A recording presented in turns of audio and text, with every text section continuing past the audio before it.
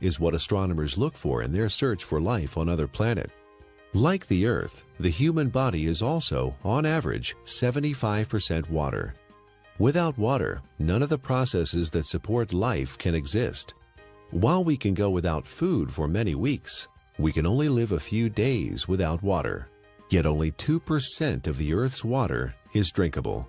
And billions of people worldwide don't have access to clean drinking water. In this video, you'll learn a lot about water. You'll also be introduced to Dr. Richard Cohen, MD, a doctor who practices integrative anti-aging medicine and performance sports nutrition. We really don't think too much about water. It's something that comes out of our tap. It's something that's in the ocean. But what I want people to realize is that we are essentially water. Our brain is 90% water. Our blood is 80% water. Our muscles are 70% water. So without water, our bodies cease to exist. Water is the essence of life. Water carries oxygen and nutrients to the cells. Water regulates body temperature. Water helps the body absorb nutrients and convert food to energy. Water protects and cushions vital organs and cushions the joints. Water removes metabolic waste from the cells through the lymphatic system. Without water, life ceases to exist. Water is just water, right? Tap water, filtered water, spring water, well water, bottled water. Some are a little more pure than the rest. Others have more minerals and taste better. You may pay more for the ones from Fiji or France or some glacier in Canada. But water is just water. Or is it? Volumes have been written on the subject, and the truth is, not all water is the same. Where did water come from? Water came from rain, snowflakes, came from streams, underground reservoirs. And what we're learning now, and this is the case with most issues, and most, when you go back to how things used to be. So if we look at water, the way it used to be, there are 3 or 4 structural and biochemical differences than what exists today. For most of his life, Nobel Prize winner Henri Coanda studied the water of the Hunza people who lived high in the Himalayan mountains. Natural health practitioner Ariana Nation was also fascinated by the Hunza people and their water. In my research, I discovered that there's a long history of scientific research about water and its healing ability. And this Kangen water has quite a history. It's a long history. And one of the things that fascinated me is the Hunza people and their ability to live 120 to 140 years without the degenerative diseases that we suffer here in the United States and all around the world. Why did the Hunza people live so long? Why were they so healthy? Coanda and others believe it is the water. Their water came from glacial streams, and it had very unique properties. It was microclustered. It had a different viscosity and surface tension. It carried lots of minerals that gave it a high alkaline pH. It also had an extraordinary amount of active hydrogen. Hydrogen with an extra electron.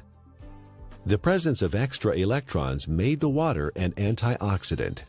All these properties combined contributed to the health and longevity of the Hunza people. Water similar to that of the Hunza people are found in other places around the world. The Caucasus Mountains of Azerbaijan, the Xinjiang region of China, and the Andes Mountains are just a few. In research, the Russians and the French and a lot of people have researched this. They found that it's their source of water. And it's from the glaciers that surround the mountainous region where they live. The common denominator with all these different cultures that have this vibrancy is their source of water and the properties that that water consists of. When we look at natural water, there are 4 or 5 different properties that are critical. So while adding a mineral buffer to a filtered water is certainly more beneficial to get some of these mineral salts into our body, it still doesn't create that same process of having these free electrons having the negative ORP, still does not create a microclustered state. Okay, and those three in and of itself, even if you're filtered, you're losing those benefits. You're not gaining the benefits of what's seen with natural water. So while it's a small step to take, beneficial, as opposed to drinking acidic water, it's not providing the same benefits. Is the tap water we drink today anything like the glacial milk that the Hunza people drink? Not even close. It has lost most of its living energy properties as it has traveled through our municipal water system. It is free of pathogens most of the time, but now carries chlorine, fluoride, and chlorine byproducts. It is sometimes contaminated with radium, rocket fuel, and pharmaceuticals like birth control pills. If your pipes are old, your water may be contaminated with lead or other heavy metals. And if the water where you live is acidic, water treatment plants add lye or ammonia to make it neutral. Not exactly glacier milk, is it? Where going back to the natural state of water is essential and critical for health. But we haven't done that, have we?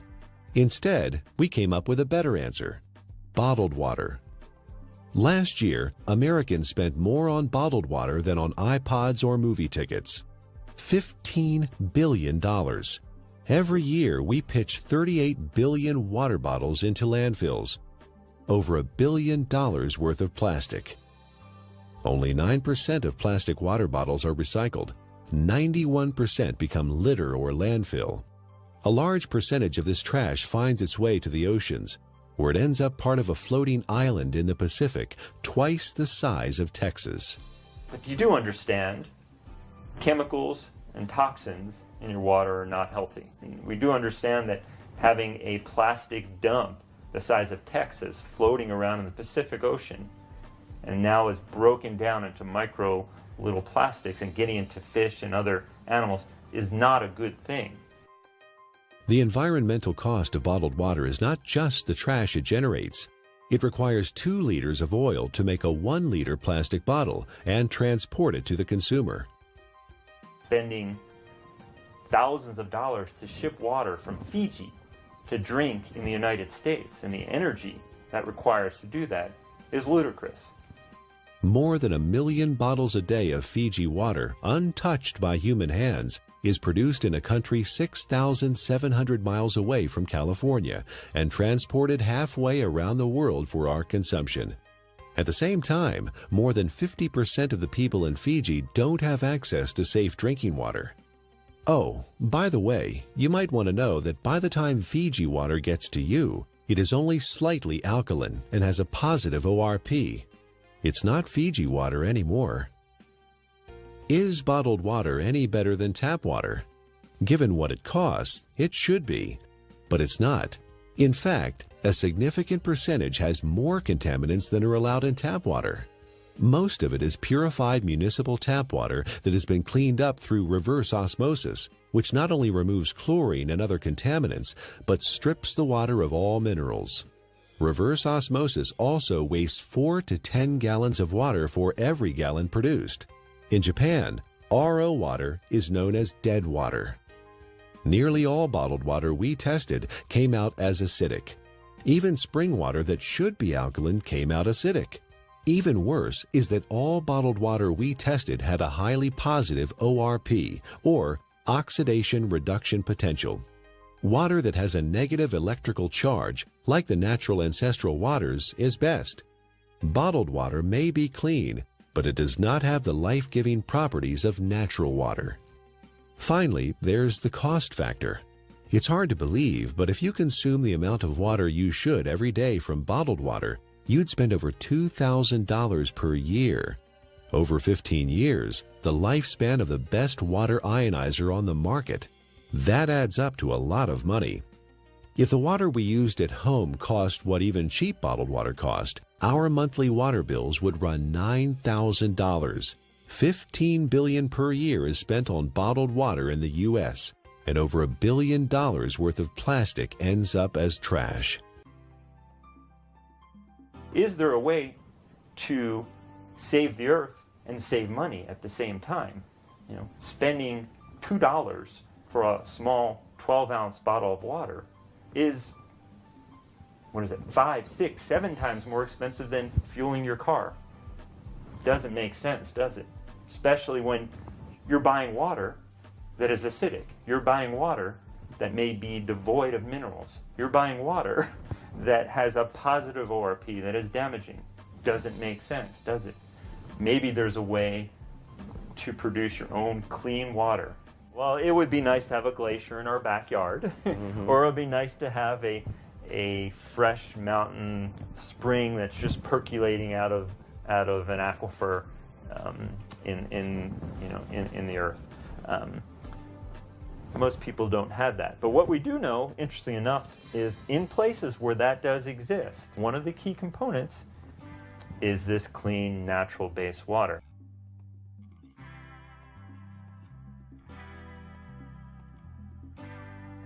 If you care about the earth and your pocketbook and are currently drinking purified bottled tap water, get a carbon filter for your faucet and use a safe, reusable water bottle.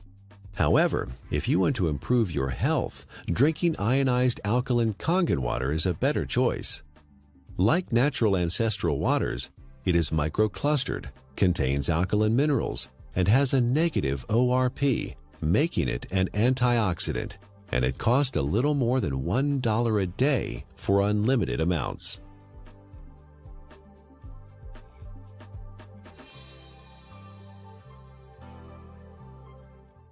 There's no doubt that the U.S. is experiencing a crisis in healthcare.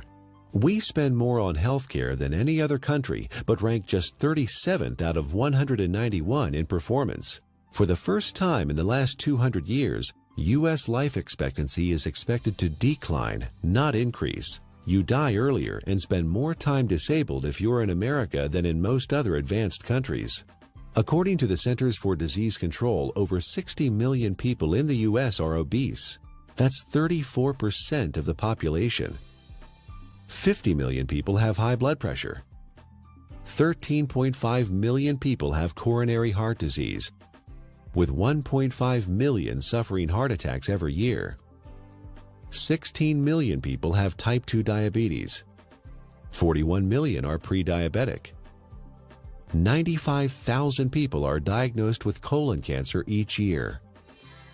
The solution? A pill for every ill and an ill for every pill.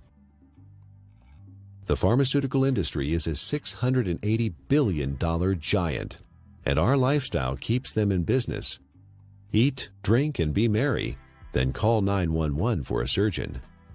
Fortunately, we are experiencing a paradigm shift, a sea change in how many people view their health, from treatment of symptoms to prevention and optimal wellness, from disease care to health care. Many experts in new medicine or new biology believe that dehydration and chronic acidosis are the underlying causes of many diseases. They believe we are chronically dehydrated on top of being overly acidic due to our modern diet and lifestyle. These two factors combined set the stage for the development of most, if not all, illness. Most people don't believe that dehydration is a problem because they drink fluids, coffee, tea, soda, etc. But chronic dehydration has no obvious symptoms. It's not like the man dying of thirst in the desert, and you can be chronically dehydrated even if you think you are consuming enough fluid. Adequate hydration is critical to how our body functions and heals itself, and water, pure water, is the natural way to stay hydrated. What we need to understand is what is water and what is not water. We as a civilization, or as a modern civilization or modern culture, have begun to think of water as tea, as soda, as milk, as energy drinks, as coffee. It has water or liquid substance to it, but it is not water. Okay?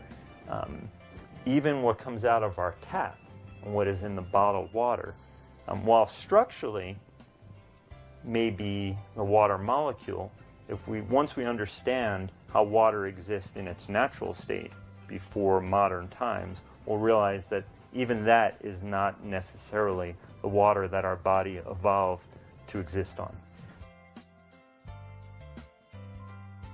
How can one determine if they're drinking enough water is the question. First thing is, if you're thirsty, you're way behind. Okay, that's a clear point. Our thirst mechanism doesn't kick in until we're already slightly dehydrated. So if we wait till we get thirsty, then we are already beginning to become dehydrated and might experience symptoms like not thinking quite as clearly, or beginning to feel fatigued, or muscles may cramp up, may even start to feel hungry. And a lot of times hunger is really a sign of thirst. We are born 95% hydrated. As we grow up, we lose a little more water every year. When we reach middle age, we're about 70% water. In our 60s, maybe 60 to 65%. A steady decline until death when we are just 50% water. There are several signs of chronic dehydration that arise when the body enters survival mode and begins to preserve water for the most vital functions.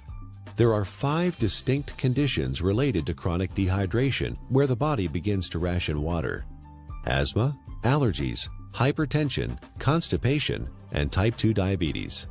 Symptoms include exhaustion, lack of energy, headaches, skin problems, obesity, and joint pain. Finally, and perhaps most importantly, the acid-alkaline balance of the body is disrupted, leading to chronic low-grade acidosis and a host of modern diseases related to that condition. Don't wait until you're thirsty. Have a glass of ionized water. It's microclustered, alkaline, and contains active hydrogen and bicarbonate buffers. Critical is first thing in the morning, wake up and have a big glass of water. Make sure you drink a big glass of water through the day and see how you feel. It's sometimes incredible, and the effects can be very dramatic because people have never really had clean, natural water.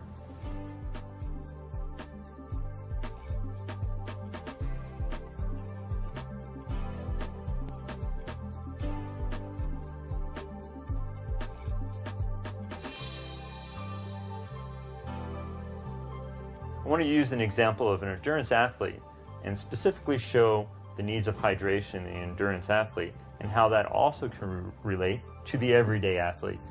The person who's mowing their lawn and taking care of their kids, who is working, going to the gym, the weekend warrior, and how critical hydration is. We know that an athlete who is 1% dehydrated could have a 3% reduction in performance. Now, well, that doesn't sound like a lot. An athlete can spend hours and hours training, and in for example, a 1-hour event, a 3% reduction is almost 2 minutes. And that's the difference between winning or losing a race. One of the most important things you can do is to make sure you have enough fluid the night before. You cannot catch up the same day. When you're dehydrated, you build up lactic acid and you don't clear it. When you're dehydrated, the muscles don't receive the nutrients as effectively. When you're dehydrated, the cells, as we've talked about, don't communicate well with one another. When you're dehydrated, the oxygen carrying capacity of the blood diminishes. So you can see oxygen, energy production, neurological connections between cells are all critical to that endurance as well as the power athlete. Taking that example of the endurance athlete to the everyday person, you can see how you can become fatigued. You can see how your thinking may not be quite as sharp as it needs to be. You can see how hunger could play a role, or you begin to yawn, or your muscles are a little bit tight from sitting in the same place throughout the day. Hydration is critical. It's critical to the athletic endurance performer. It's critical to the everyday endurance athlete who wants to make it from the morning to the night as effectively and efficiently as they possibly can. Alkaline ionized water is a great choice for hydration for competition athletes, recreational athletes, and everyday people because it is microclustered, and the free hydrogen and bicarbonates help neutralize acid buildup and toxins.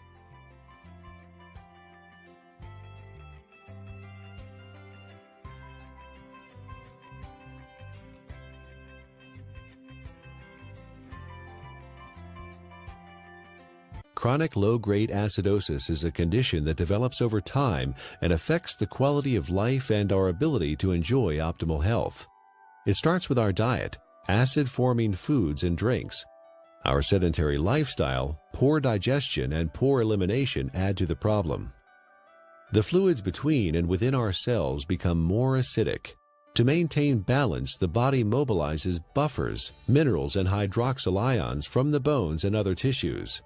This, in turn, leads to osteoporosis, and the overall process results in poor health, chronic illness, arthritis, and sluggish lymph system. An acidic condition for the body is very unhealthy. When the body is chronically acidic, illnesses can develop. Think of your cells like a fish in a bowl of water. When the fish are sick, what do? Do you give them a pill? Of course not. That would not solve the problem at all. They would still be sick. You change the water, give them the proper pH and ORP so they thrive. pH stands for potential hydrogen and is a measure of the acidity or alkalinity of a solution. pH is neutral at 7.0. Above that is alkaline, below that is acidic. It's a logarithmic scale. Each increase in pH means 10 times more or less hydrogen is present. Alkaline ionized water has a pH between 8.0 and 9.5. Your body uses a system of buffers to keep the pH of your blood in a tight range of between 7.35 and 7.45, slightly more alkaline than pure water. The body relies on a very tight level of pH, or hydrogen atoms, to control lots of function within the body. When the body becomes acid, systems begin to malfunction. We understand fish tanks and swimming pools. When they're acid, you need to make a change. When a fish tank is acid, fish die. When a pool becomes too acid, you don't want to go in it. When rain is acid from sulfuric acid and other too much carbon dioxide, it breaks statues. They begin to disintegrate. And we know acid rain and damages lake. Well, our body becomes a sink for this acidity. And when this acidity builds up, it in essence is one of the reasons for disease in our body. Bones begin to demineralize. Our ability to create energy decreases. Our immune system becomes depressed. The inflammation for aches and pains increases. Not a good thing to be acid. Dr. Linda Frassetto has proposed a revolutionary hypothesis that obesity is an evolutionary adaptation. While at one time we were able to metabolize our food and dispose of the normal acid waste through our kidney and liver using the bicarbonate buffer system, the sheer amount of acid waste that the body must handle today has created a problem. In order to protect the internal organs from damage, the body has adapted and now stores acid waste in the fat cells, as well as turning it into cholesterol, uric acid, kidney stones, and other storage forms. In her book, The Chemistry of Success, Dr. Susan Lark describes the effects of chronic low-grade acidosis. First, you tend to tire easily and become fatigued, retain toxins and heavy metals, lack energy to achieve your goals, become more pessimistic, develop chemical sensitivities, experience stiffness and joint pain, brain fog, and chronic fatigue. Several long-term medical problems are due to chronic acidosis: high blood pressure, autoimmune disorders, cancer, heart disease, diabetes, and inflammation.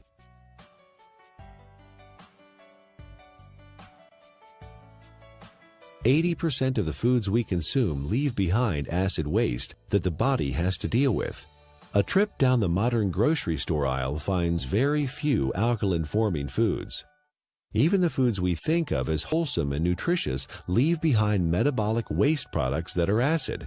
And of course, junk food falls into the acid-forming category." Most of the fluids that people consume today are acid. Sodas, contains citric acid, energy drinks, phosphoric acid, and caffeinated beverages, and coffee, and many different commercial teas. Sugar, acid. Tap water, acid. Not a good thing for our system. Natural water is alkaline. Fruits, vegetables are alkaline. Stress-reducing activities are alkaline. So you see the link here. Things that are beneficial to our body tend to be alkaline creating.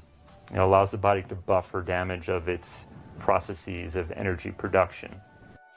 In addition to our diet, there are several ways our modern lifestyle increases the acid load on the body. Physical and mental stress reduce oxygenation and blood flow and increase muscle tension. Strong emotions like anger, fear, hostility, anxiety, or excitement.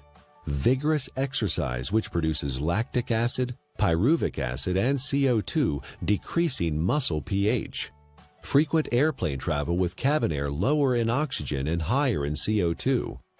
Over-the-counter and prescription medicines and vitamins. All these things produce more acid for the body to deal with. Consuming more acid is like consuming and sucking life out of your system. You have a certain ability to buffer that, and you will break down. So water in its more alkaline state, it provides it more of a capacity, to handle some of the stressors of life that we face, or the choices that we face. Drinking ionized alkaline water, the equivalent of ancestral or glacial water, is an affordable, practical, and accessible solution to provide the body with a constant stream of alkaline bicarbonate buffers to neutralize acidity with no side effects. The cycle of wellness begins with a diet that contains more alkalizing foods and ionized alkaline water.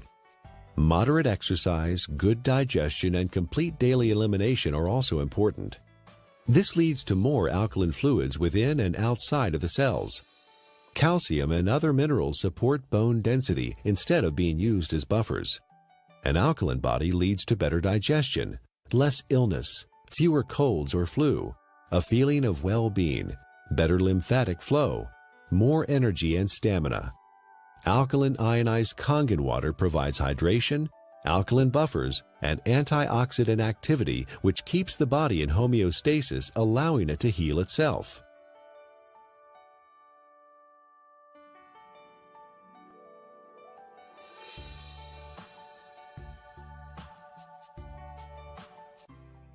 Japanese scientists investigated the Russian research about Hansa water and found that electrolysis could be used to create living water with properties similar to Hansa water.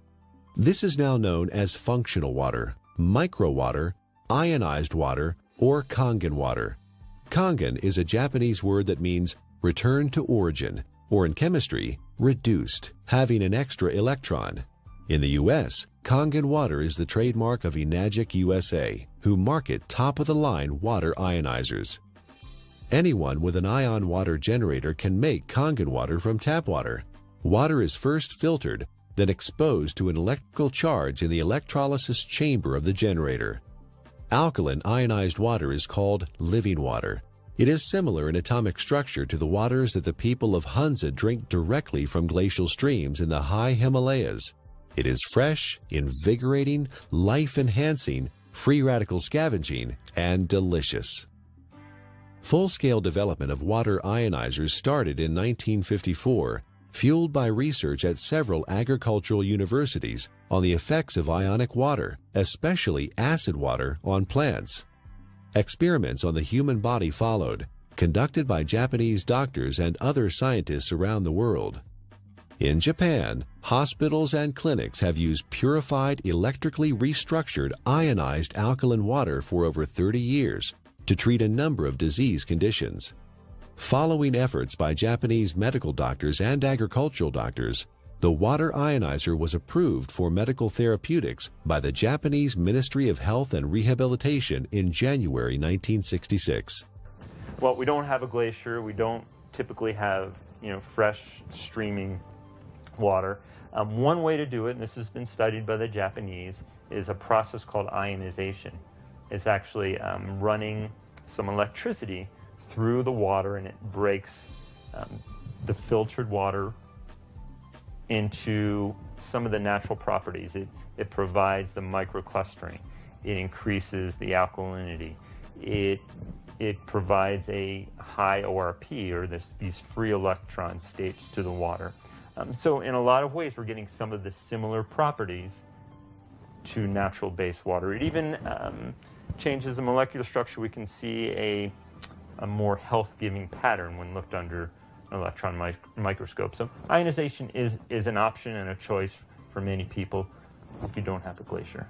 So the Russians discovered the property of the water, all these properties, and they developed an electrolysis system. They found a way to actually separate the water and get these properties. And the Japanese improved upon this process and improved upon it, and have come up with the best ionizer available now. And I really do appreciate the work that the Japanese have put into it because of the diligence and the care that these ionizers are made with. Numerous peer-reviewed scientific studies have been performed in well-respected universities and hospitals around the world, which show the benefit of alkaline ionized water.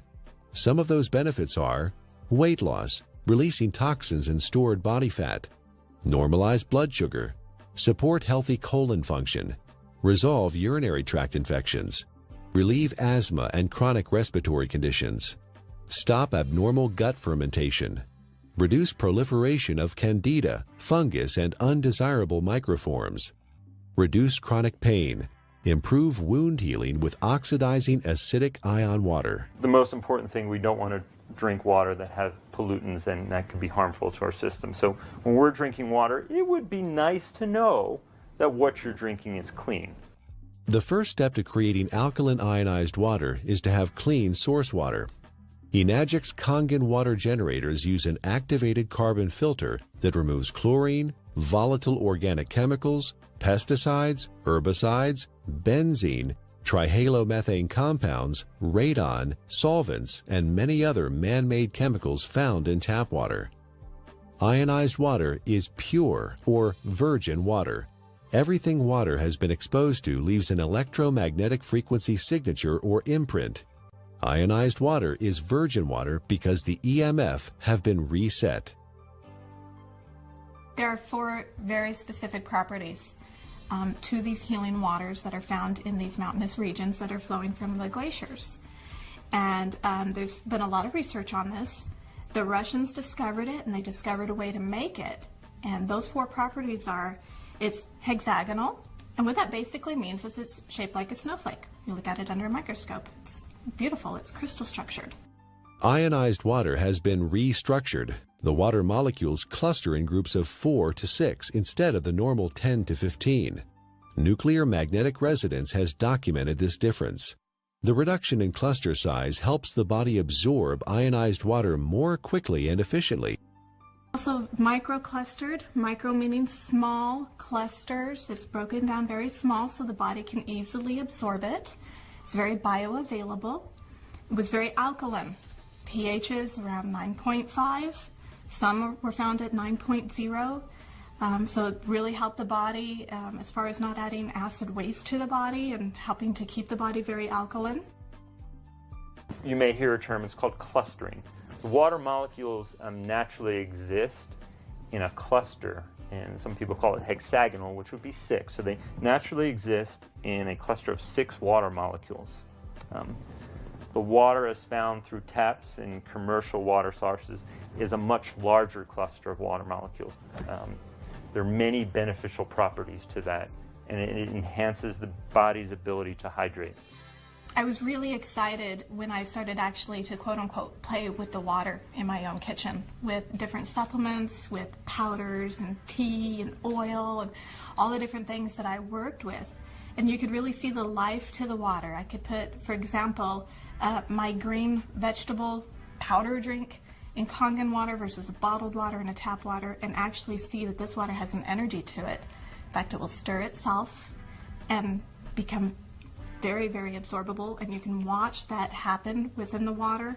You can watch it make tea instantly, whereas other waters cannot do that. It cannot get in and penetrate those nutrients and pull those nutrients out and put it right in the water where you're drinking it, where it can then go in and penetrate your cell walls at that same level. Many people complain that they find it difficult to drink large amounts of water because it makes them feel bloated and heavy. Regular water, tap or bottled, is composed of large clusters of water molecules and has no life energy or electrical charge. It sits in your stomach like a stagnant pond. In contrast, drinking ionized alkaline water is easy because it tastes much better than tap or bottled water, and the smaller molecular cluster size and life energy it carries allows it to be absorbed more quickly. And the other feature is it has a negative ORP, and what that stands for is oxidation reduction potential. Not to get real big and fancy, a lot of people are like, oh, what is that? It is the ability of that water to reduce the oxygenation of the body. The property of the water that actually gives it this negative ORP, or the potential to reduce the aging in our body, is the active hydrogen that it consists of. ORP, also known as redox potential or oxidation reduction potential, measures the tendency of a molecule to gain or lose electrons. It is measured in millivolts. When a substance has an electron to donate, it measures with a negative charge. When a substance loses an electron and is positively charged, the ORP is plus. Negatively charged substances act as an antioxidant. Positively charged substances act as oxidation enhancers. What we have learned to understand is this water in its energetic state has an abundance of free electrons. Okay? The Earth is loaded with free electrons, and where that comes from is lightning strikes. Okay? So we have all this energy potential in the Earth that's imparted to the water. And when we consume the water, you're basically consuming a antioxidant. We know vitamin C, vitamin E, all these particular nutrients that you may take. In its natural state, water has a similar or even perhaps more powerful ability to quench out free radicals or inflammatory processes that may occur from natural processes within our body to create energy, to fight infections, as well as to quench out some of the destructive things that we may do in our modern life, from pharmaceutical agents, cigarettes, alcohol, over-exercising, stress. Water can help buffer that in its natural state. Like natural ancestral water, ionized water holds a measurable negative electrical charge. This is what gives the water vitality or life energy. Almost all other drinking water available to us has a positive charge, which means they are oxidizing agents. Only negatively charged water can efficiently flush out toxins and poisons in the body at the cellular level and neutralize free radicals. A free radical is a molecule of oxygen that has lost an electron and is positively charged. It is also known as active oxygen. This active oxygen is hunting for a replacement electron from somewhere else in the body. Active oxygen damages the cell membrane and even DNA. Antioxidants produced by the body and from our food provide free electrons to stabilize active oxygen-free radicals. Ionized water is one of the most powerful antioxidants known. Ionized water has millions of hydroxyl ions per glass. No other water has this incredible benefit. Acid alkaline is the amount of hydrogen that's present. When there is tremendous amounts or a large amount of hydrogen, a system is termed acid. The pH is considered low. When there is lesser amounts of hydrogen, it's alkaline. The second component of water in its natural state, as we just spoke about, was having natural minerals. Okay? Right. Being able to get these nutrients which are critical to our health, and those don't exist for the most part in commercially bought or tap waters. Water in a alkaline state provides the body with a greater capacity to buffer some of the natural processes that stress the body, as well as the lifestyle processes that also stress the system. And drinking water in a natural alkaline state provides you with a substance that is not acid, that is not damaging to your system. So you can look at it from two different ways: eliminating all the unhealthful things that we don't even think about in consuming clean, natural-based water. Is ionized alkaline water safe for anyone to consume? Certain medical conditions require fluid restriction, so you should follow your doctor's advice. For these people, because of the unique imbalances that are created, extra fluid is not processed well. So the standard conventional mechanism, don't take fluid because you can't process it. Let's minimize it. While the cells intracellularly are starving. See, the problem is that the fluids can no longer get into the cells effectively. Is it because people are not drinking or haven't drinking natural water? Certainly one component of it. It has to do with the health of the actual cellular membrane. So for these people, well, I don't want to say drink all the water you can, but I think you will find for whatever water that you can, or fluid that you can, by consuming water in a natural state, you may begin to enhance the intracellular component of the water and lessen some of that extracellular water that exists.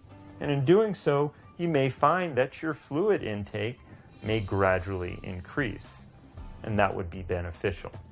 How that helps your ultimate condition, obviously it is an unknown since there's many factors involved. But water in its natural state, microclustered, alkalinized, is going to give you, in essence, the most bang for your buck. Don't waste your fluid on coffee. Don't waste your fluid on energy drinks or sodas. Absolutely not. That's just going to make your condition worse.